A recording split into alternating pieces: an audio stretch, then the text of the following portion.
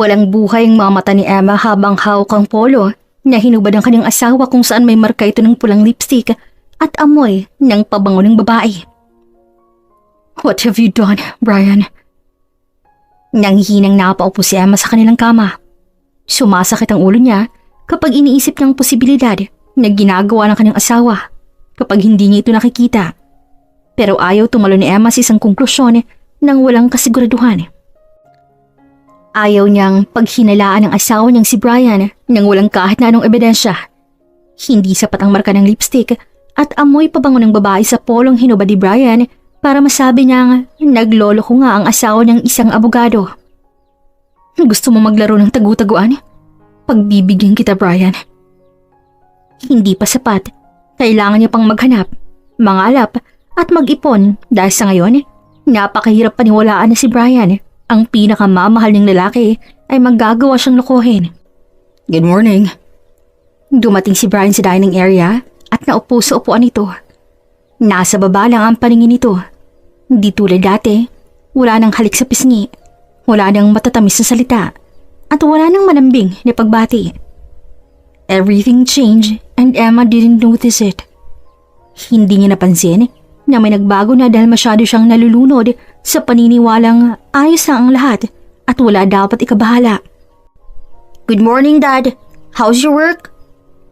Hindi na malaya ni Emma ang nakatitig lang pala siya kay Brian at hindi nagawang batiin ng lalaki pabalik. Kung hindi nang nagsalita ang anak nilang 15 anyos sa si Timothy, ay hindi pa siya babalik sa ulirat. Ayos naman. Workload ulit.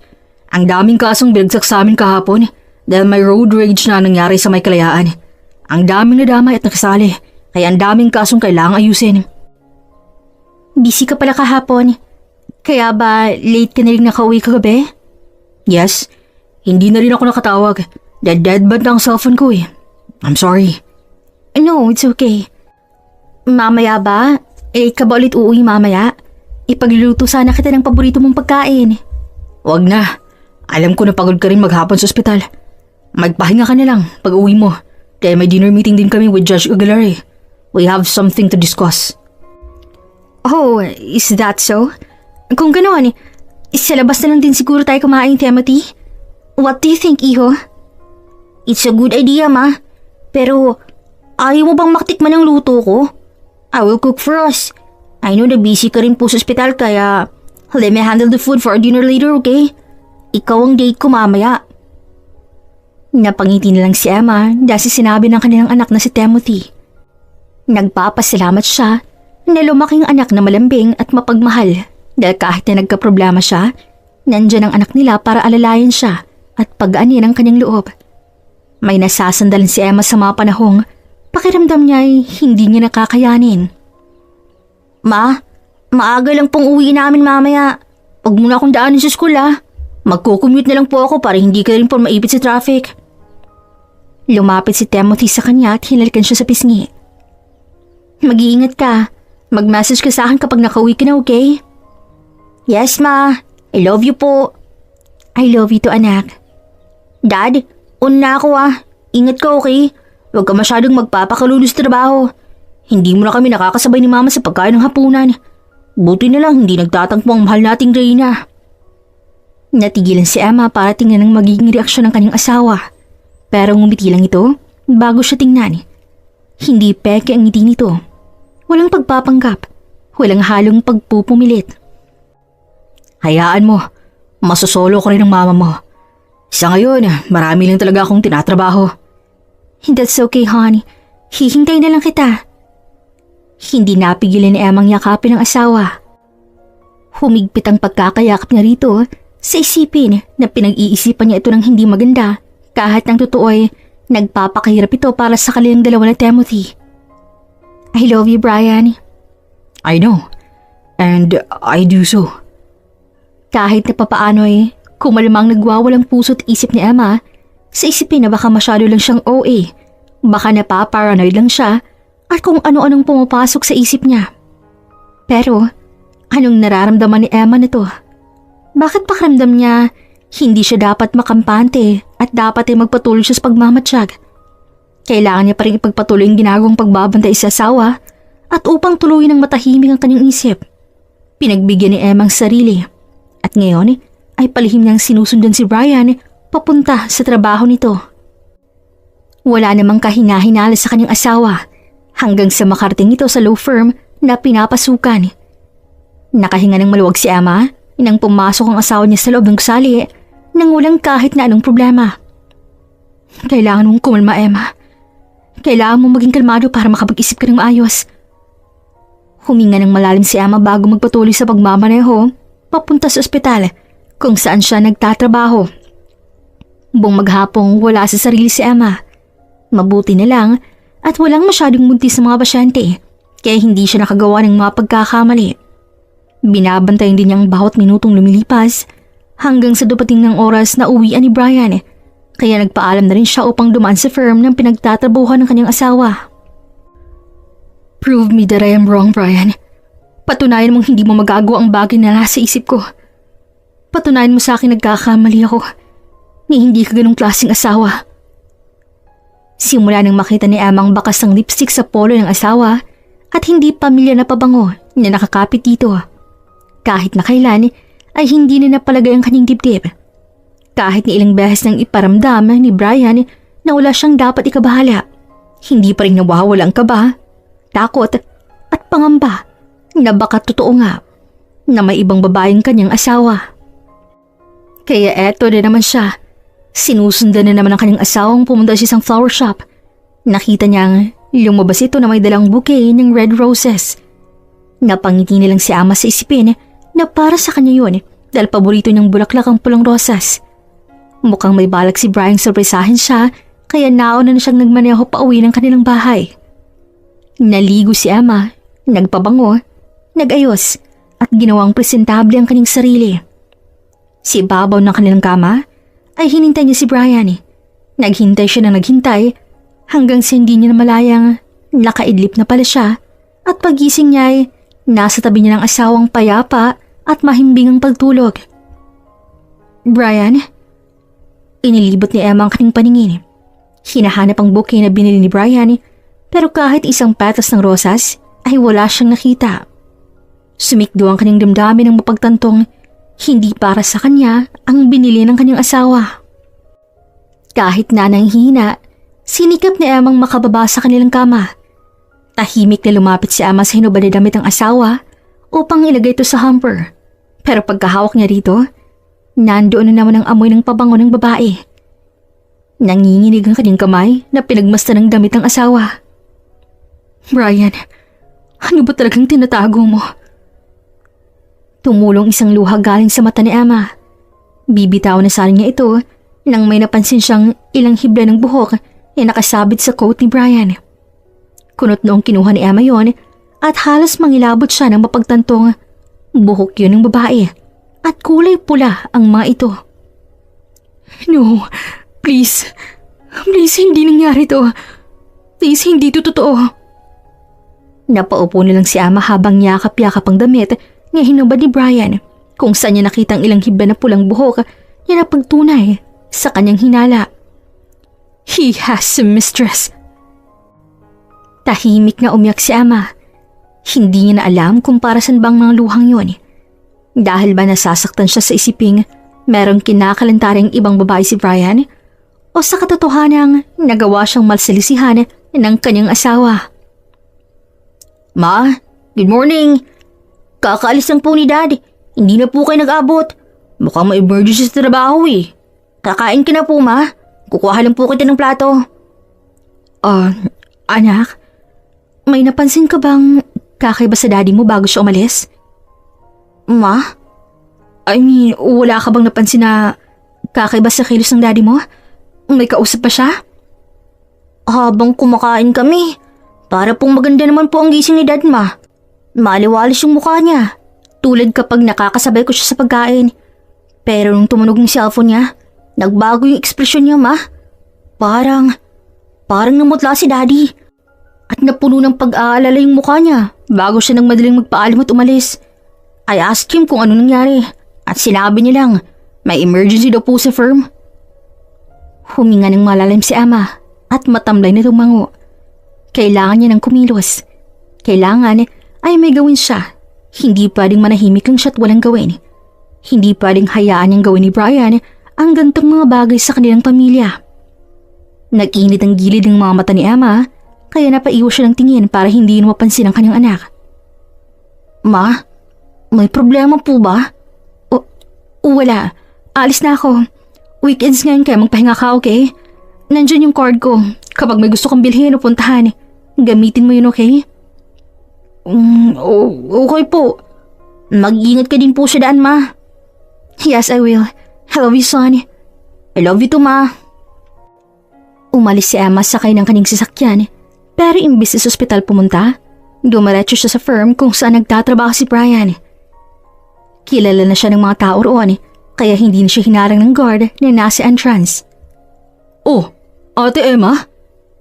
Napahinto sa paglalakad si Emma nang makasalubong niya si Dominic na pinsan ni Brian na isa ring abogado. Ikaw nga, Ate Emma.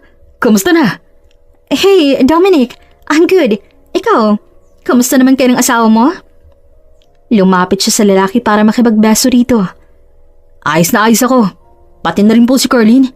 Kaso, ang init ng asawa ko nitong mga nakarang araw eh. Minsan malambing pero mas madalas mainit ang ulo niya. Napangiti lang si Emma dahil sa narinig. Bilang isang OB-GYN, mukhang maideya na siya sa nangyari sa asawa ni Dominic. Sabihan mo si Carlene na minsan pumasya siya sa center ko. Miss ko na kamo siyang makakwentuhan. O sige ate, kausapin mo nga rin si Carlene. Baka mamaya nagsisisi na siyang pinakasalan niya ako eh. Oo nga pala ate, anong ginagawa mo rito? Ipagpapaalam mo ba si Kuya Brian? Ipagpapaalam? Oo, hindi kasi siya pumasok ngayon. May sakit ba si Kuya Brian ate? Nanlamig ang buong katawan ni Emma. Biglang bumilis ang tibok ng kanyang puso dahil malinaw ang sinabi ni Timothy sa kanya na nagpaalam si Brian dito dahil may emergency sa firm. Kaya paano nangyari nga wala rito ngayon ang kanyang asawa? He's not here? Oo, wala rito si Kuya Brian. Akala ko nandito ka para ipagpaalam mo siya eh. Napalunok na lang si Emma.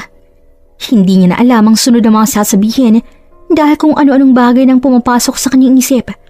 Napupuno ng maraming tanong ang isip niya. Kung saan si Brian? Bakit wala sa trabaho niya si Brian? Saan nagpuntang asawa niya at nagawa nitong magsinungaling sa kanilang anak? Ate Emma, ayos ka lang?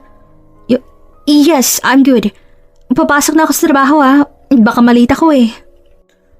Sige. Hindi na kita may hatid sa labas ate Kaya may trabaho pa ako eh.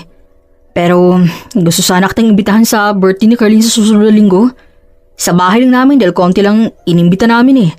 Sana makapunta ka. Isama mo na rin si Timothy kapag wala siyang pasok. Sure, walang problema. Asahan mong pupunta ako. Mataman siyang tiningnan ni Dominic. Parang may gustong sabihin ng lalaki, pero mas pinili nitong ngumiti na lang sa kanya bago sila maghiwalay. Pigil ang mga luhang nagmanaw si Emma pampunta sa ospital. Hindi niya na hinayaan ng muling tumulo ang mga luha niya dahil kung magiging mahina siya, alam niyang matatalo siya. Alam niyang hindi niya magagawang ipamukha sa kanyang asawa na nagkamali ito at maling desisyong gawin siyang kalaban. Ipaparamdam ni Emma kay Brian ang galit ng babaeng inapi at pinagtaksilan. Gustong ipakita ni Emma kay Brian na hindi magiging isang talunan ng babae na piniling iwanan at ipagpalit sa iba. Ilang araw ulit at ilang beses nang sinusundan ni Emma si Brian sa tuwing pupunta ito sa firm. Sinisigurado niyang sa trabaho talaga ito pupunta. Umaakto siya sa harap ng asawa na para bang wala siyang alam, wala siyang ginagawa at normal lang ang lahat. Hindi nagpalata si Emma na may mali na sa kanilang pamilya, lalo na kay Timothy, dahil ayaw niyang masaktan ang anak nila tulad kung paano siya nasasaktan ngayon. Palagi ring naghahanap ng ebidensya si Emma na maaari niyang magamit kapag ibinunyag niya na ang kababuyan na ginagawa ng kanyang asawa. Bumaba si Emma sa kanyang sasakyan nang makarating siya sa bahay ni Dominic. Hindi siya agad pumasok sa loob ng bahay at nanatiling muna ng ilang minuto sa labas upang pagmasdan ng mga tao sa loob ng bakuran na nagkakasayahan niya. Hinanap ni Emma ang magaling ng asawa at hindi naman siya nahirapan na hanapin ito dahil agad niya itong nakita na masayang nakikihalubilo sa iba pa nitong mga kasamahan sa firm. Karamihan ay bisita ng mga abogado. Papasok na sana si Emma nang matigilan siya ng mula sa loob ng bahay ni Dominic ay may lumabas na isang babaeng maputi at makinis ang balat.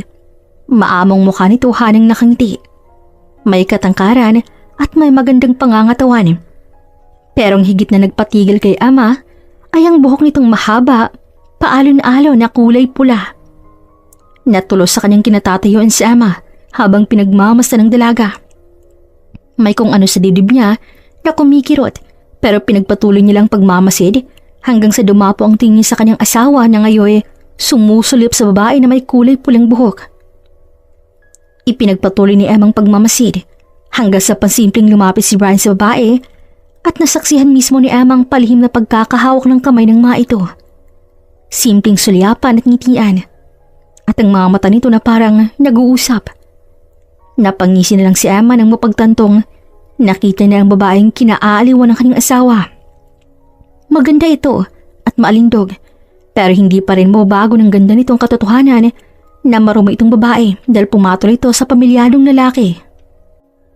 Kinuha niya ang kanyang cellphone at kumuha ng litrato ni Brian at ng babae na halos lungkis na rito. Sinasaktuhan niyang maghawak ang kamay o di kaya ay nagngingitian ng dalawa. Si Griselda Aguilar. And yeah, she's the daughter of Kuya Brian's judge, if you're wondering who is she. Napatingin si Emma kay Dominic nang sumulpot na lang ito bigla sa kanyang tabi.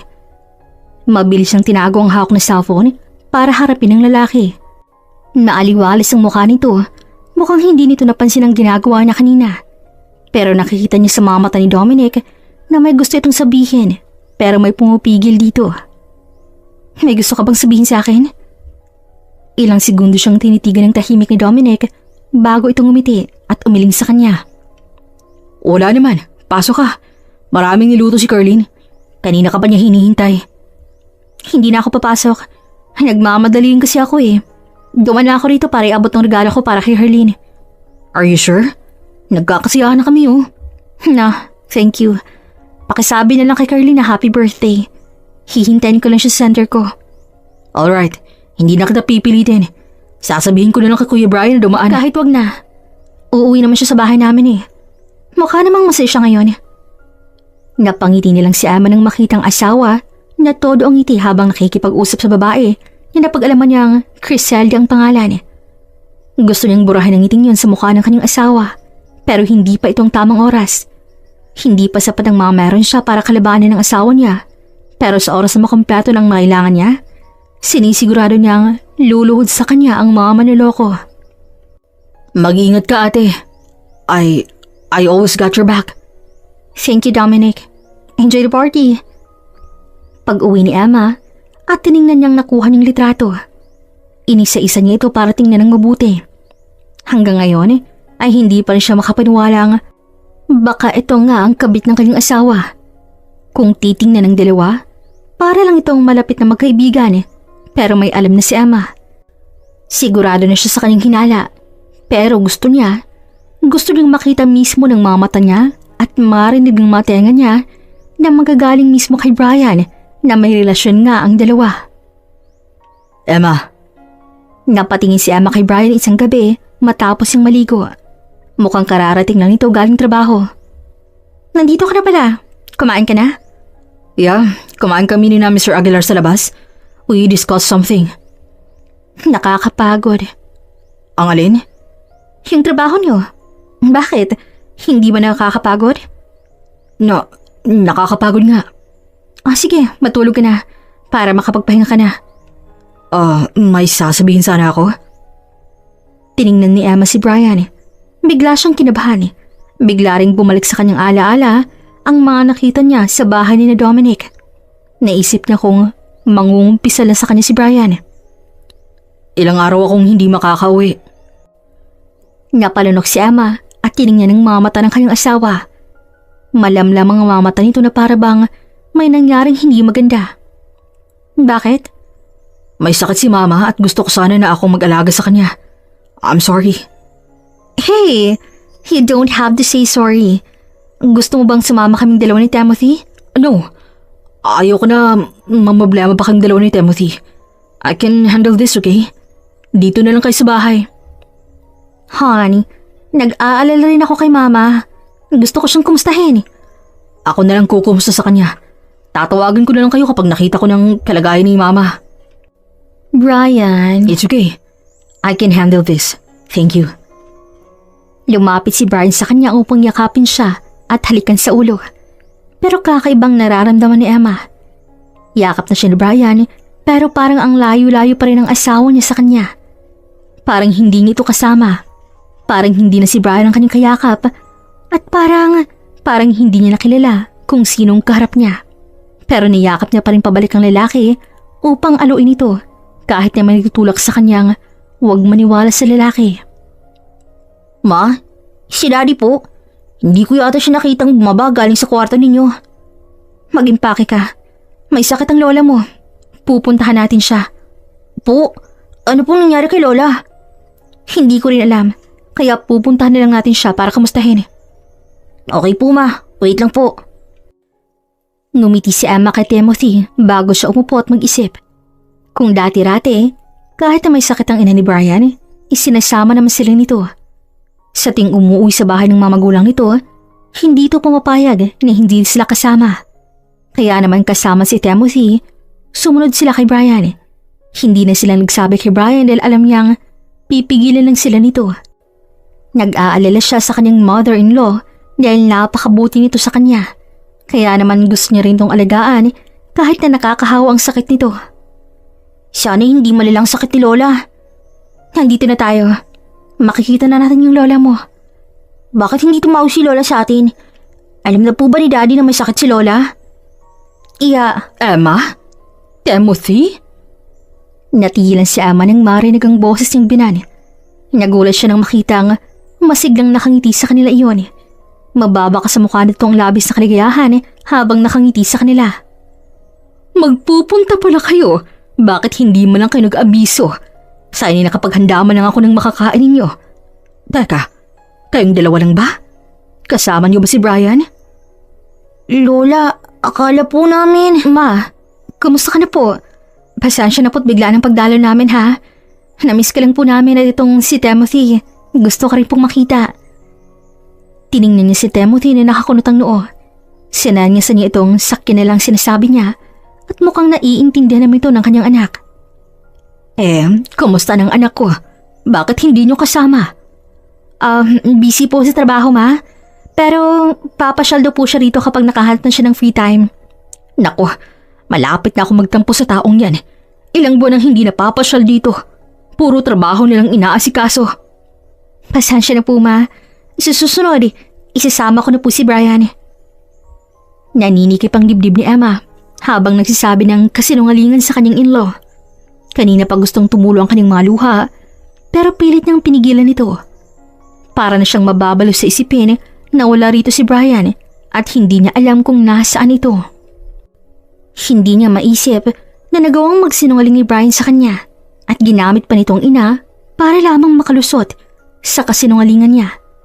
Sa ginagawa ni Brian, mas lalo lang itong dinadagdagan ng kasalanan at mas lalo lang siyang hindi magagawang mapatawad ni Emma. Ma, bakit po sinabi kanina kay Lola yun? Napatingin si Emma kay Timothy. Hindi pa pala ito natutulog. Oh, bakit kising ka pa? Dapat nagpapahinga ka na. I'm asking you, ma. Tsaka, bakit hindi sumunod si Daddy rito? Uwi siya sa bahay at makikita niyang wala tayo ron. Kaya tatawag siya sa atin at pupuntahan niyo tayo. Your father. Napayuko na lang si Emma kasabay ng mahinang buntong hininga. Tinangala niyang muling anak at malungkot na umiti. Hindi uuwi sa bahay natin ang daddy mo. Nagpaalam siya sa akin na pupunta siya rito sa bahay ng lola mo dahil may sakit ito. Sa kanya ko rin nakuhang ideya na may sakit si mama. Pero wala siya rito. Your dad is not here. Kung ganun, nasa si daddy? Kasi nagpunta si daddy ma. Bakit po siya nagsinungaling sa atin? Hindi ko rin alam, Timothy. Wala akong alam. Hindi ko alam kung anong nangyari sa ama mo. Hindi ko alam kung anong pinagkakabalahan niya ngayon at nagawa niyang magsinungaling sa akin. Napahawak na lang sa kanyang ulo si ama dahil pakiramdam niya ay sasabog siya kapag iniisip niya kung saan pwedeng naglalagi si Brian. Sumasakit ang ulo niya kasabay ng puso niyang Wala nang kapalagayan magmula nang madiskubre niyang ang pambababae ng kanyang asawa. Hindi ko na alam, anak. Nasasaktan na ako. Para kong tanga rito na umaakto sa harap niya na maayos ang lahat. Kahit na alam kong may mali na. Napapagod na akong umiti sa harap niyo at maging matapang para sa pamilyang to. Napahigbi na lang si ama, kaya naman nilapitan siya ng anak at agad na niyakap ng mahigpit. Narinig niya rin ang mahinang pagsinghot nito. Matalinong anak nilang dalawa ni Brian, kaya alam ni Emma na may ideya ito sa nangyayari. Hindi ko alam kung kailan nagsimulang manlamig ang daddy mo sa akin. Basta nagising ako na pakiramdam ko ang layo-layo niya na sa atin. At hindi na natin siya nakakasama sa bawat pagkakataong magkakasabay tayong kumain sa harap ng hapag. Nandiyan ang daddy mo parang isip at puso niya. Wala na sa atin. Ma, please. Your father. I know. I'm sure. He has a mistress, Timothy. May babae ang daddy mo. May iba ng minamahal na babae ang daddy mo. He don't love me anymore. He will leave us, baby. He will leave us soon. Masisira ang pamilya natin. Iiwan niya tayo. Ma, it's okay. It's okay. Just calm down, okay? Kumalma ka lang. I'm here, ma. Nandito lang po ako. Sabihin mo nga sa akin kung saan ako nagkulang. Nagkulang ba ako sa pagmamahal sa inyo? Hindi ko ba nagampanan ng pagiging asawa at ina sa inyo? Hindi ba masarap ang luto ko? Masyado ba akong mahigpit sa inyo? Hindi ba ako kamahal-mahal? Bakit kailangan ko magsaktan ng ganito, Timothy? Tell me, am I not enough? No, ma, no. Hindi totoo po yung sinasabi mo. You're enough, ma. You're the best. Huwag mong isipin na dahil sa'yo kaya nagkakaganon si daddy. Hindi mo po kasalanan. Wala kang ginawang mali para mangyaring lahat ng to. Look at me, ma. Hinawakan ni Timothy ang mukha niya para punasan ang mga luha niya. Kahit na lumuluha rin ang mga paa ng anak, sinikap nitong ngumiti sa harap niya. I love you, ma, okay? Just always remember that I always love you. Kahit naiwan po tayo ni daddy, ikaw pa rin po ang pipiliin ko dahil kahit na kailan ay hindi mo pinaramdam sa amin na kailangan mo ng kapalit sa lahat mga ginagawa mo sa amin. You never asked us to follow you. Hindi ka nagdemand ng mamahaling mga gamit sa tuwing nagbe-birthday ka. Hindi ka nahigpit sa akin o kahit kay daddy dahil gusto mo maging malaya kami. Hindi ka naging masama sa amin. Kaya huwag mong sisihin ang sarili mo, ma. Huwag kang ganyan. Huwag mong saktan ang sarili mo dahil nasasaktan din po ako. Hindi po kita iiwan. Kami ni Lola. Nandito lang po kami. Kaya magpakatatag ka, ha? Be strong, ma. At maging strong po ako para sa atin. Mas lalong naiyak si Emma at hindi niya na napigilan ng sarili na mas lalong umiyak dahil sa sinabing yun ni Timothy. Pakiramdam niya ay pagod na pagod ang isip puso niya. Pagod na siyang lumaban mag-isa, kaya nang maramdaman niyang nandito si Timothy at sasamahan siya nito at saka nito sasama kapag naghiwalay silang dalawa ni Brian. Dahil sa sinabi ng anak at sa pagiging matapang nito, nagkaroon ng lakas ng loob si Emma ang ipagpatuloy mga planong ginawa niya. Ang ilintad, ang pangangaliwa ni Brian, ang pagiging kabit ng anak ng isang sikat na judge, at ang pagpapakulong sa dalawa bilang kabayaran sa lahat ng ginawa nito, hindi lang sa kanya, kundi sa lahat ng taon na natapakan nila. Ito yung heartbeat niya. Oh my God! Preggy ako? Oo, kaya huwag mong masyadong mainitin ang ulo, ha? Bawal kang ma-stress. Saka bawasan mo rin ang pagiging masungit mo kay Dominic. Kawawa naman ang asawa mo. Ang isang yun talaga. Nagsumbong pa talaga sa'yo. Hey, calm down. Sabi nang huwag masyadong ma-high blood eh. Sige na nga, uuwi na ako. Salamat at nandyan ka, Ate Emma, ha? Ninang ka nito, ha? Oo naman. Mag-iingat ka pa uwi, okay? Tumawag ka na lang sa akin kapag may naramdaman kang kakaiba. Bibigyan na lang din kita ng mga vitamins para maging healthy si baby. Nang makapagpaalam na si Carlene, ay nagpahinga muna si Ama. Pero hindi pa man lumilipas ang ilang minuto nang bumukas muli ang pinto ng kanyang center. Nakangiti siyang humarap dito sa pag-aakalang bumalik si Carlene, pero gano'n na lang ang gulat niya nang makitang hindi yun si Carlene. Kung hindi, ang anak ni Judge Aguilar na si Criselda. Mataman itong nakangiti sa kanya. Hello, dito ako ni-refer ng kakilala ko. Magaling daw ang obigay ni dito. I'm Criselda Aguilar. Magandang araw po, doktora. Hindi agad nakakilos si Emma sa kanyang kinatatayuan habang nakatingin sa babae. Hindi niya magawang alisin ang mga mata niya sa babae na may kulay pulang buhok. Ang maamo nitong mukha ay parang isang anghel na hindi kayang gumawa ng kahit anong kasalanan. Marahas na napalunok si Emma bago sunod-sunod na napakurap. Tinaas lang kanyang kamay sa harap nito para makipagkilala. Hello, good morning Miss Aguilar. Call me Dr. Emma. Nice to meet you too, Dr. Emma. Kamusta?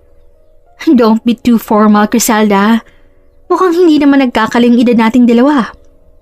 Totoo ngang sabi ni Dominic, mabait ka nga raw. Natigilan si Emma, pero di kalaunan ay napangisi na lang siya ng walang buhay. Kahit na nanginginig at nanlalamig ng kanyang mga kamay, pinili pa rin niyang maging kalmado habang kausap ang babae ng kanyang asawa. Hindi tanga si Emma. Alam niyang sadya ng babae dito sa center niya at para na siyang sinasaksak ng paulit-ulit. Ang mga tuhod niya ay gusto nang bumigay. Ang mga luha niya ay nagbabadya naman, kaya naman bago pa siya tuluyang bumigay, ay nakangiti siyang humarap kay Criselda. Excuse me ha, Criselda. Magbabanyo muna ako. Pagbalik mo pwede na tayong mag-usap. Take your time, doktora. Mabilis na tinungo ni Emma ang banyo sa kanyang center. Ang inaakala niyang luhang babagsak ay hindi nangyari. Malalim lang ang kanyang paghinga, pero kahit na isang luhang tumulong mula sa kanyang mga mata ay wala. Tiningnan niyang sarili sa refleksyon ng salamin. Mukhang napagod na rin talagang mga luha niyang tumulo. Nanlalamig siya hindi dahil sa takot. Nanlalamig siya dahil sa labis-labis ang kanyang pagpipigil na masaktan ng babaeng nasa labas. Huminga ng malalim si Emma at inayos ang sarili bago formal na harapin ulit si Criselda. So, ano nga ulit ang sadya mo rito? Lately kasi, nahihilo ako. Nagsusuka. Morning sickness, doc. Late na rin po ang dalaw ko. Napapalakas din ang pagkain ko nitong mga nakarang araw. Tapos parang pinaglilihan ko yung asawa ko at ayaw ko siyang mawala sa paningin ko. Naikuyom na lang ni Emma ang kanyang kamay sa ilalim ng lamesa habang nagkukwento si Criselda. Kaya, nirefer na ako rito ng kakilala ko. Pinsan ng asawa kong si Dominic Morris. Magaling daw ang obigay ni rito at masisiguradong mababantay na ko. I think you're 1 month pregnant. Nagulat ang kaharap ng babae ni Emma dahil sa magandang balitang dala niya pero hindi niya magawang maging masaya. Oh my God! Matutuwang asawa ko nito, I'm sure. Naluluhang umiti si Criselda habang hinahapos ito ang tiyan. Wala namang buhay ang mga mata ni Emma na tiningnan ng babae na nasa harapan niya. Walang mapaglagyan ng kaligayahan nito dahil sa nalaman. Tahimik namang nagngingit-ngit ang mga ngipin ni Emma dahil sa galit na nabubuhay sa kanyang dibdib. Nasaan palang mister mo? Mas maganda kung kasama mo siyang pumunta dito. Mas masaya kapag gano'n. Nagpunas muna ng luha si Criselda bago nakangiting magsalita. He's a lawyer at busy siya sa pagtatrabaho kaya hindi niya na ako nasamahan. Pero gagawin kong surprise ito sa kanya dahil malapit ang birthday ni Daddy. Doon ko na lang sasabihin, this is a blessing to our family. That's good, Mrs. Morris. Pinanood ni Emma ang magbagong reaksyon ni Criselda. Naging matamlay ito at malikot ang mga mata. Pilit na iniiwas sa kanya. Makailang beses din itong napalunok na para bang nininervyos. I'm not a Morris yet. May ibang pamilyang lalaki na nakabuntis sa akin eh. Pero nangako siya sa akin na hihiwalay niya ang asawa niya. Iiwan niyang pamilya niya para sa akin. Brian Morris will choose me. Hindi ka ba nahihiya? Namutlang kaharap ng babae ni Emma dahil sa naging tanong niya rito. Gumuhit ang takot sa mata nito habang kaharap siya. Parang takot na takot na mahusgahan ng ibang tao. Yung mga ganyang bagay kasi ay hindi dapat pinagmamalaki, Miss Aguilar. Dapat sa mga ganyan, tinatago nilang kahit na sabihin mong ako lang kaharap mo. Pamilyado rin akong tao. Paano lang kung asawa ko palang tinutukoy mong lalaki? Sana maisip mo yung maiiwan niyang pamilya pero ako ang mahal niya. Sinabi niyang mahal niya ako. At handa siyang panagutan ako. Naisip mo ba na para magkaroon ka ng asawa at magkaroon ng amang dinadala mong bata, kailangang iwan ng maging asawa mong nauna niyang pamilya? Ang unang babaeng pinanindigan niya? At unang batang kinilala niyang anak? Naisip mo ba kung gaano kasakit para sa kanila na iiwan sila ni Brian Morris para sa'yo? Ano na lang kaya ang sasabihin mo sa magiging anak niyo ni Brian kapag nagtanong to kung paano kayo nagkakilala ng tatay niya? Family wrecker. This is too much. You don't know me and my Brian.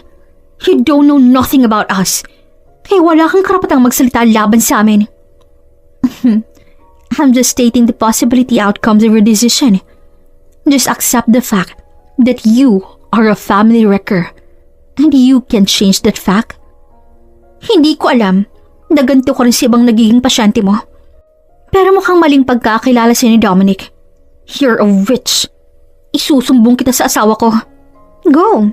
Good luck. Just tell him my name. I'm Emma, the Obigayni.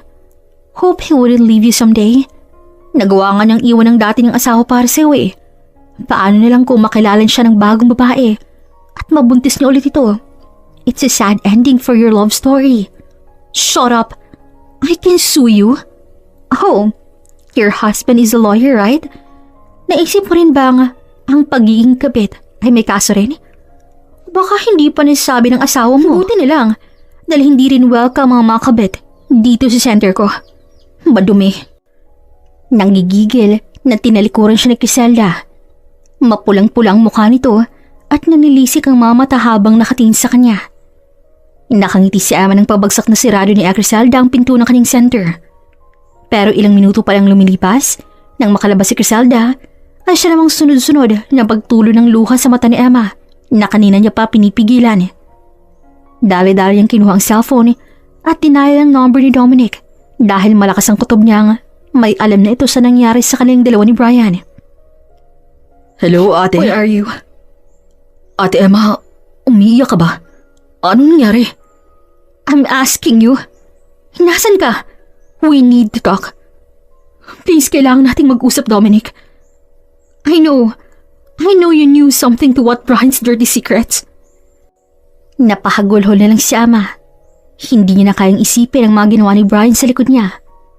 Umuwi ito sa kanila pero may inuuwi na rin pala itong babae at ang katotohanang iiwan sila ni Brian. Para na siyang unti-unting pinapatay. Please, Dominic, tell me everything. Sabihin mo sa akin lahat. Please help me. I will. I'm just waiting for you to ask me. Mas maganda kung dito ka na lang sa bahay namin tumuloy. Susunduin ko lang si Timothy sa bahay ninyo. Nang matapos ang tawag, ay hindi agad nakatayo si Emma. Naninikip ang kanyang dibdib at parang wala siyang lakas na tumayo at magmaneho papunta sa bahay ni na Dominic. Sa oras na pumunta siya roon, malalaman niya na ang lahat. Hindi niya alam kung handa na ba siya. Pero kung hindi ngayon, kailan pa siya magiging handa? Kailan pa niya magagawang harapin ang lahat ng katotohanan to? Ipinangako ni Emmang nalaban siya. Magiging matatag siya dahil nandyan ang anak nilang si Timothy at marami pang taong nakasuporta sa kanya. Maraming nandyan para sa kanya kaya kahit na nangangatog na ang buo ng katawan, ay pinilit ng tumayo at nagmaneho papunta sa bahay ni Dominic. Pagkarating niya dito, tulad ng inaasahan ni Emma, nandoon ang anak niyang si Timothy na punong-puno ng pag-aalala na sinalubong siya ng yakap nang makita siya nito. Ma, your dad, he chooses mistress. It's okay, Ma. Kaya natin to kahit tayong dalawa lang. Kakayanin natin. Basta huwag kang susuko, Ma. Sasamahan kita. Nandito lang po ako. Maupo muna kayo. Inalalayan siyang makaupo ni Timothy. Hindi nitong binitawan ng kanyang kamay habang nakaharap sila kay Dominic. Ramdam niya ang takot ni Timothy pero alam ni Emma pinipigilan lang nito ang sarili dahil gusto nitong ipakitang malakas ito at wala dapat ikabahala si Emma. Ate Emma, sorry. Kasi wala ako sa lugar para sabihin sa'yo but I promised you, hindi ko kinukonsinti si Kuya Brian. Madalas ko nga pinagsasabihin tong si Dominic na kausapin ng pinsan niya pero wala. Ang tigas ni Kuya Brian. Tinakot niya si Dominic na kung magsusumbong siya sa'yo, ipapatanggal siya ni Kuya Brian sa firm nila. Ang kapal talaga ng mukha ng pinsan mo yan. May gana pa siyang mang blackmail. Tanga ba siya? Abogado siya? Alam nang may kasong ginagawa ng kabalbalan sa'yo, Dominic. Alam niya yun. Pero natakot din ako, Ate Emma. Natakot ako mawalan ng trabaho. Lalo na't magkakanak na kaming dalawa ni Carlene. Kailangan ko makapag-ipon bago siya manganak. Ang OA mo talaga. May trabaho ako, may trabaho ka. May ipon na tayo. Kaya ano pa bang inangawa mo riyan? Maraming law firm ang maghahabol sa'yo kapag umalis ka sa bulok na firm ni Judge Aguilar. Ate, ngayon mo sabihin na huwag akong magpaka-stress kung may ganyang ganap sa buhay namin. Shh! Calm down. Baka nakasimangot na si baby kapag lumabas siya. Umayos ka. Kausapin mo yung si Ate Emma at sabihin mo ang lahat ng nalalaman mo tungkol sa kaahasan ng pinsan mo at ang babae niya. Yes, I will. Hinihintay ko lang talaga lumabas si Ate Emma sa akin eh. At sa palagay ko, eto ng tamang panahon para malaman mong lahat. Nilabas ni Dominic ng isang envelope kung saan nakalagay ang iba't ibang kuha ng litrato ni Brian Criselda. Iba't ibang lugar at oras. Meron sa isang restaurant, meron sa loob mismo ng firm, at meron sa loob ng isang bahay. Si Criselda Aguilar, ang iisang anak ni na Judge Aguilar. Birthday noon ni Judge nang magkita sina Criselda at Kuya Brian. Tinukso-tukso sila ng mga co-office mate namin, kahit na alam nilang pamilyadong tao si Kuya Brian. Pero mukhang gusto rin magpakamot ang pinsan ko at sumigi pa rin siya, kahit na meron siyang Emma at Timothy. At si Criselda, ayos lang sa kanya na may asawa at anak si Kuya Brian. Basta bibigyan pa rin siya ng oras ng pinsan ko. At doon sila nagkaroon ng relasyon. Sinabi ko naman sa kanya na tumigil na siya. Pero nagalit siya sa akin at sinabing, huwag akong makialam sa kanya. Binili niya rin sa akin na huwag akong magsusumbong sa'yo. Pero hindi ko na kaya, Ate Emma. Konsensya ko nang humahabol sa akin sa isipin na meron siyang pamilyang naghihintay sa bawat pag-uwi niya. Tapos ibang babae siya uuwi. Wala kang ginawang masama sa kanya, ate. Kaya hindi ko maisip kung bakit huwag mangaliwa ni Kuya Brian eh. Ginawa ba talaga ni Dading lahat ng to, Tito? Oo. At ang balita ko, si Criselda buntis sa anak nilang dalawa ni Kuya Brian. Oh my God. Hagulhol ni Timothy ang pumuno sa bahay ni Dominic nang marinig ang sinabi ng tiyuhin. Parang dinudurog ang puso ni Emma habang pinapakinggan ang mabigat na pag-iyak ng anak. At ang kinatatakot na mangyari ni Emma, ang madurog si Timothy dahil sa kamaliang ginawa ng ama nito. At ngayon na nangyayari ng bagay na kahit kailan ay hindi hiniling ni Emma ang mangyari. Gusto niyang ibalik kay Brian lahat. Gusto niyang iparamdam ang pait ng katotohanan. Gusto niyang makita itong umiyak tulad kung paano umiyak ang kanilang anak ngayon. Nakalagay rin po sa envelope na yan ang mga resibo kung saan sila nag-check-in ng mga hotel, kung anong lugar ang mga pinuntahan nila, at saang bansa sila namasyal. Lahat ng pwedeng gamitin ni ebidensya para may pakulong silang dalawa ay nandyan sa envelope na yan, ate. Inipon ko yan dahil alam kong walang sikretong hindi mabubunyag at handa akong samahan ka sa magiging laban mo, Ate Emma. Akong magiging abogado at testigo mo sa pagsasampa ng kaso kina Kuya Brian. I will sue them. I promise that. Keep my word, Dominic. Ipapatihim ko rin sa kanila kung gaano kasakat ang pinaramdam nila sa aming dalawa ni Timothy. Sinasabi ko sa'yo, hahalik sila sa lupa, kakaluhod sa akin. Kung kailangan mo ng tulong witness, ate, willing din ako sumama sa inyo. Talagang hinaayaan itong si Dominic na magpunta rito sa Criselda para magkita kayong dalawa. Pero sadyang napakaibit mo lang, Ate Ama, at hindi mo kinalagad ang babaeng yun. Dumating na ako sa punto na gusto ko silang pagkakalimutin. Pero naisip ko na hindi ko kailangang bumaba para mapantayin sila. Pero itataas kong sarili ko para ipakita sa kanila kung sino man ang binangga nila. Kung may matutulong kayo, siguro yun ang suporta at magbibigyan nyo ng iba pang mga ebidensya na magamit ko laban sa kanila. Nagkatingin na ng mag-asawa na parang nag-uusap gamit ang mga mata. Nagsiniyasa nito hanggang sa nakapabuntong hininga si Dominic. Nilabas ito ang mga papeles galing sa kung saan. Ano ito? Proseso ng paglilipat ng lahat ng meron kayo sa pangalan ni Kuya Brian. Oh, what? Pinaplano niyang iwan kayo ni Timothy kasamang lahat ng ari-arian, yaman at savings ninyo. Wala siyang ititira sa inyong mag-ina. Tapos na bang proseso? Hindi pa. Marami pa siyang kailangang ayusin.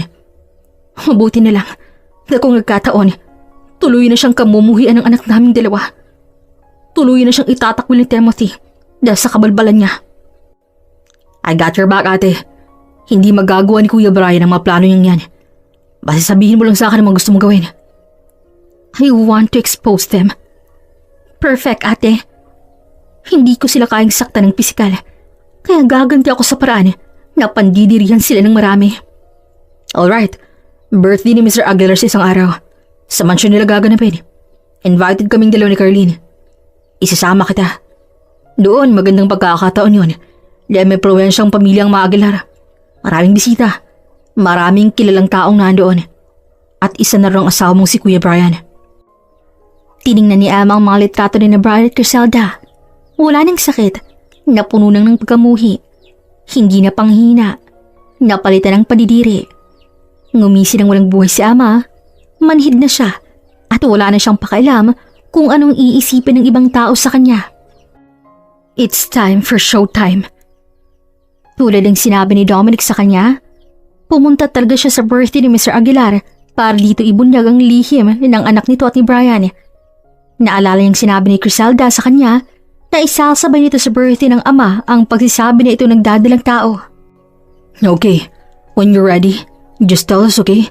Hindi ka mag-isa rito, Ate Emma. Salamat, Dominic. Salamat ng marami sa suporta at tulong yung dalawa ni Carlene. Wala yun, ate. Ano pa't naging in-laws pa tayo?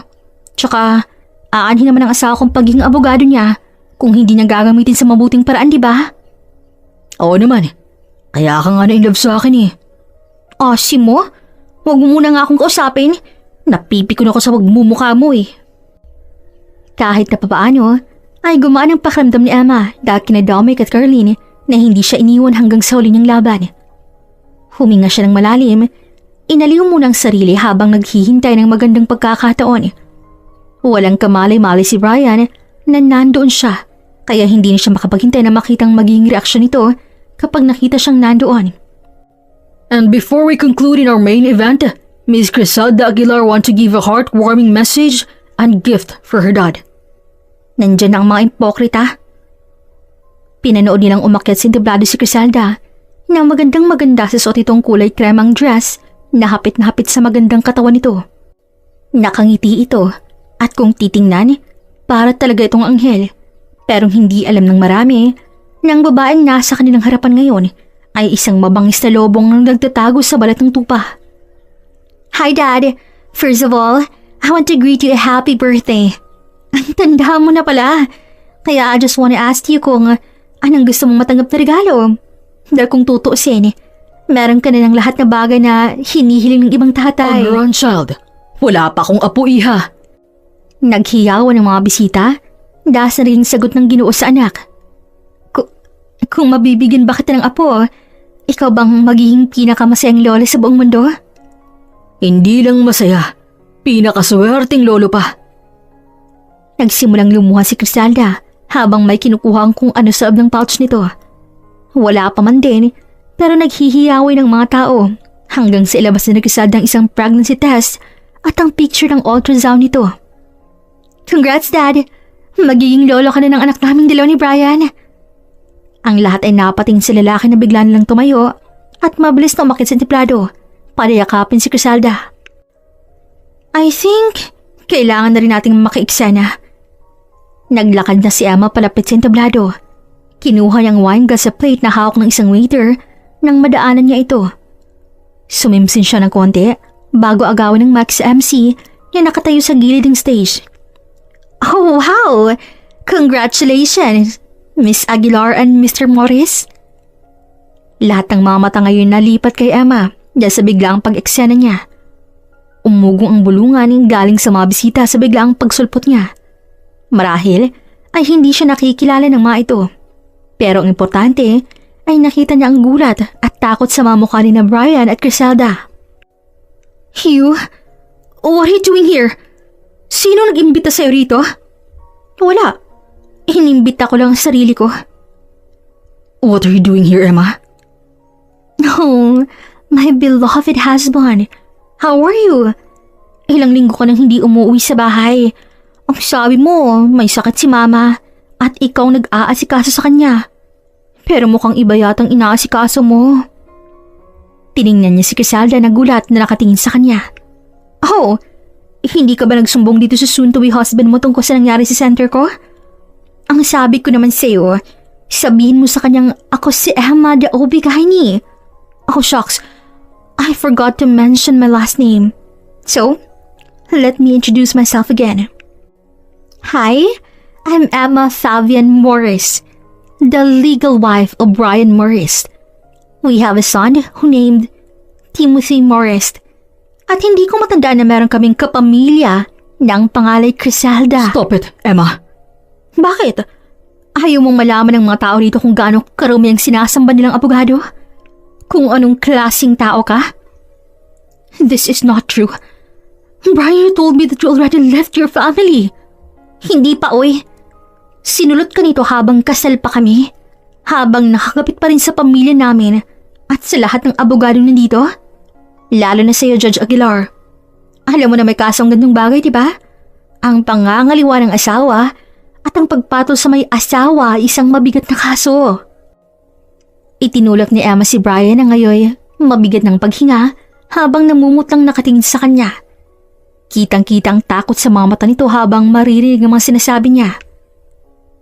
To everyone here, gusto kong ipaalam sa inyo ng anak ni Mr. Aguilar na si Criselda at ang asawa kong si Brian Morris ay may relasyon at kani-kanina lang narinig mismo sa bibig nila na magkakaanak na sila kahit nakasal pa kaming dalawa. Gusto niyo ng ebidensya? May kinuhang mga litrato si Emma mula sa kaning pouch at parang candy yon na sinaboy sa mga bisita ni Mr. Aguilar na agad namang pinulot ng mga ito. We've been married for almost 17 years. At kahit na kailan ay hindi kami naghiwalay ng asawa ko. Oo, may mga pagkakataong hindi kami nagkakunawaan. Pero hindi sumagay sisip naming dalawang maghiwalay. Hanggang sa isang araw, nilamig sa akin si Attorney Morris. Akala ko may masakit lang pala sa kanya. Pero hindi ko alam, may tumatrabaho na pala si iba sa kanya. At yun ay walang iba kundi si Criselda Aguilar. No. Please. This is not happening. This can't be true. Brian, do something. Let's go, Emma. Stop your show. No, hindi pa ako tapos. Gusto kong malaman nila na ang tulad mo ay hindi dapat pagkatiwalaan. Hindi dapat hinahayaang pakalit-kalit sa daan dahil baka kung sino-sinong mabuntis mong sanggano ka. Etong lalaki rin to, ang binabalak na kuhanin ng lahat ng meron kami. Yes, he will leave us soon. At isasama niyang lahat ng kayamanan namin at walang ititira na kahit na ano sa amin ng anak niya. Tatalikurin yung responsibilidad niya sa amin para sa bago niyang babae. Oh my God, Daddy, please, make her stop. Napangisi na lang si Emma nang makitang halos lumodan si Criselda upang mapahinto lamang siya. Samot-saring komento ng kanyang naririnig. Merong nagdidiskusyon patungkol sa kasong kahaharapin ni Brian at Criselda na mukhang naririnig ng babae dahil hindi ito magkamayo sa pagmamakaawa sa ama na patigilin siya. Si Brian naman na halos magpalamon sa lupa dahil sa matinding hiya matapos ma-expose sa maraming tao. Gusto ko lang i-congratulate ang mga taong to dahil bukod sa magkakanak sila, nagawa rin niyang sirain ang pamilya na matagal kong iningatan at inalagaan. Totoo nga ang sinabi nila na kahit gaano mo ingatan ng isang bagay, kung sanay na sanay ng mga agaw gagalaw, wala kang magagawa. Lalo na kung isa sa inyo ang gusto na talagang bumitaw. Brian, nung oras na nakipagrelasyon ka kay Criselda, nawalan ka na ng karapatan sa akin. Hindi pa man naproproseso ang annulment papers, pero tapos na ang relasyon nating dalawa. Isang malakas na sampal ang sinalubong ni Emma kay Brian dahil yan para mapabitaw ito at mapakbang patras sa kanya. Ang kapal-kapal ang mukha mo, Brian. Hindi ka na nahiya sa sarili mo. Hindi ka na nahiya sa akin at kay Timothy. Pamilyado kang tao. Kaya anong karapatan mong manghaliwa, ha? Anong karapatan mong pagbukhayin kaming tanga ng anak mo? I'm sorry, Emma. Sorry. Sorry? Mababawi ba ng sorry mo yung mga araw na naghihintay kami ni Timothy sa'yo? Yung mga araw na miss ka na namin dahil hindi na tayo nakakapasya sa labas bilang isang pamilya. Dahil abala ka na palang bumuo ng bagong pamilya sa ibang babae? Mababawi ba niya ng lahat ng pagpupuyat namin ng anak mo Sa tuwing ginagabi ka na ng uwi? Sana habang umuuwi ka kay Griselda, naalala mo may asawa at anak ka nag-aalala sa'yo gabi-gabi. Sa bawat halik na ginagawa mo sa babae mo, sana inaalala mo kung asawa mo na nangungulila na rin sa'yo. Sa bawat planong binubuo niyo, sana inaalala mong may nauna ka ng planong buoy na kasama kaming dalawa ni Timothy. Wala kang konsensya, Brian. Wala kang puso. Ang tulad mo hindi bagay maging isang lalaki dahil wala kang isang salita. Wala kang paninindigan. Pinunasan ni Emma ang mga luha sa kanyang pisngi at pagod na napasigaw. Sumapog ng lahat sa kanya at pakiramdam niya kung hindi niya ilalabas ang mato, siya mismong sisabog. Ang galing mo! Para mabuo ang pamilya ng dalawa ni Griselda, kailangan mong bitawan kami ng anak mo. Napakakapal ang mukha mo, Brian. Sobrang kapal ng mukha mo. Sinubukan siyang lapitan ni Brian at yakapin, pero pinaghahampas niya lang ito hanggang siya mapatas ulit ito sa kanya. Umiiyak na rin ito at tila natauhan na sa lahat ng kalokohang nagawa. Alam mong mahal na mahal kita. Mahal na mahal ka ni Timothy. Hindi pa ba kami sapat ng anak mo? Kulang pa ba? Hindi ka pa ba masaya? Hindi ka ba nasatisfied sa unang pamilyang ginawa mo para maghanap ka ng ibang babae at bumuo ng bagong pamilya? Sumagot ka. Hindi ko kailangan ng maluha mo dahil hindi ako maaawa sa'yo. Ang mga tulad mo hindi deserve makakuha ng second chance. Hindi mo deserve ng isang tulad ni Timothy bilang anak. Emma, please. Listen to me first. I'm sorry, I didn't know. Che, matalino kang tao kaya imposibleng hindi mo alam. Huwag mo nang bilugin ang ulo ko. Dahil tapos na ako sa'yo. Kahit na kailan, ay hindi mo na bibilog ang ulo ko. Dahil din sa'yo, kaya natuto ako. Natuto akong maging malakas. Natuto akong maging mas matatag para sa anak nating dalawa. Natuto akong maging manhid para hindi maramdaman ang lahat ng kahiyupan mo. Lahat ng yun ay dahil sa'yo. Kaya salamat pa rin. Dahil nagawa mong itulak ko sa limitasyon ko. At ngayon pa lang, nakikita ko na agad na makakaya ko nang mawala ka. Makakaya naming dalaw ni Timothy ng kaming dalawa lang. Hindi lang tulad mo, hindi na namin kailangan sa buhay naming dalawa. At simula ngayon, malaya ka na mula sa akin pero hindi sa batas. Harapin mong ginawa mong to, Brian. Isang beses pang sinampal ni Emma si Brian bago niya ito talikuran. Sinalubong siya ni Carlene at Dominic na mukhang kanina pa nanonood sa kanila.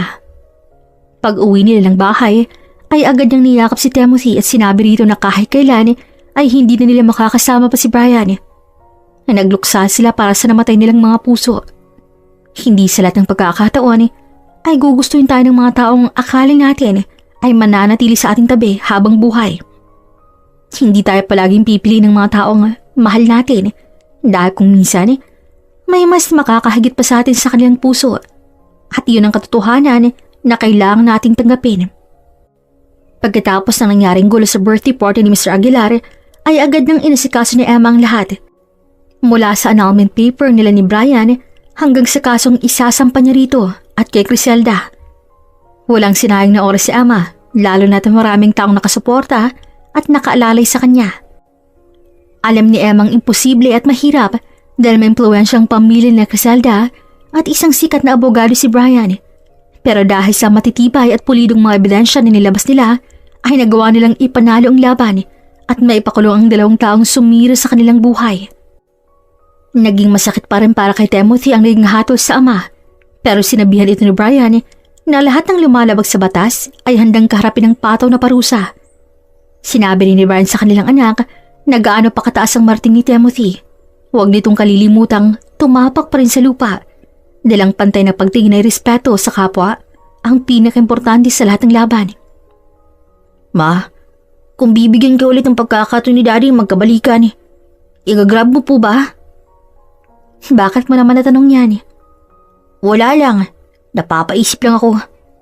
Pagkatapos ng mga nangyari sa inyo, napapaisip po ako kung kaya niyo pa bang magsama sa isang bubong na walang awkwardness na nangyayari. Napabuntong hininga si Emma.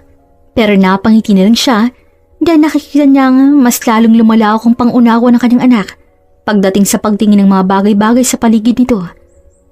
Inihinto muna ni Emma ang ginagawang pagluluto para matuon ang buong atensyon sa anak. Timothy, naaalala mo pa ba ang mga sinabi sa'yo ni daddy mo? Lahat ng sinabi niya, ma. Nasa isip ko pa rin. Mabuti kung gano'n. Dahil dadagdagan pa natin ang mga yon. May mga bagay na nakatakdang mangyari, pero hindi ibig sabihin nun ay tatanggapin mo na lang yun ng gano'n.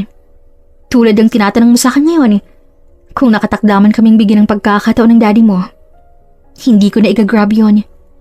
Because he hurt you? Nope.